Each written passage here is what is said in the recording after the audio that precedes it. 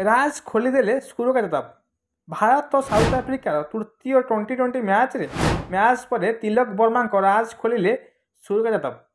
ହଁ ଦର୍ଶକ ବନ୍ଧୁ, ଯଦି ଆପଣ ସୁରଜ ଯାଦବ ଭଲ ପାଆନ୍ତି ତାହେଲେ ଚ୍ୟାନେଲକୁ ଲାଇକ୍ କରି ସବସ୍କ୍ରାଇବ୍ କରନ୍ତୁ। ଚାଲନ୍ତୁ ଭିଡ଼ିଓ ଷ୍ଟାର୍ଟ କରିବା। ତୃତୀୟ ଟି20 ମ୍ୟାଚ୍ରେ ଭାରତ ଦକ୍ଷିଣ ଆଫ୍ରିକାକୁ 11 ରନ୍ ପରାସ୍ତ କରିଛି। ଟିମ୍ ଇଣ୍ଡିଆ ବିଜୟ ସବୁଠାରୁ ବଡ଼ ହିରୋ ଥିଲେ ତିଲକ ବର୍ମା।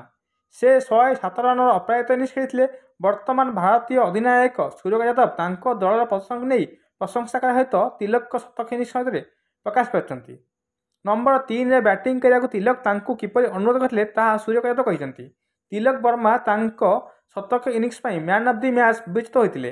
ଏହି ମ୍ୟାଚ୍ ବିଜୟ ପରେ ସୁରଜ ଯାଦବ ପ୍ରକାଶ କରିଛନ୍ତି ଯେ ଦ୍ୱିତୀୟ ଟି20 ମ୍ୟାଚ୍ ପରେ ତିଲକ ମୋ ରୁମ୍କୁ ଆସି କହିଥିଲେ ମୋତେ 3 ନମ୍ବର ବ୍ୟାଟିଂ ପାଇଁ ସୁଯୋଗ ଦିଅ, ମୁଁ ଭଲ କରିବାକୁ ଚାହୁଁଛି। ମୁଁ ଉତ୍ତର ଦେଲି ଯାଅ, ନିଜକୁ ପ୍ରମାଣ କର। ମୁଁ ତିଲକ ତାଙ୍କ ପରିବାର ପାଇଁ ଖୁସି ଅଟେ। ତିଲକ ଏପର୍ଯ୍ୟନ୍ତ ଭାରତ ପାଇଁ 19ଟି ଟି20 ମ୍ୟାଚ୍ ଖେଳି 496 ରନ୍ ସଂଗ୍ରହ କରିଛନ୍ତି। ତାଙ୍କ ନାମରେ 1 ଏବଂ 2 ଅର୍ଦ୍ଧଶତକ ଇନିଂସ ରହିଛି।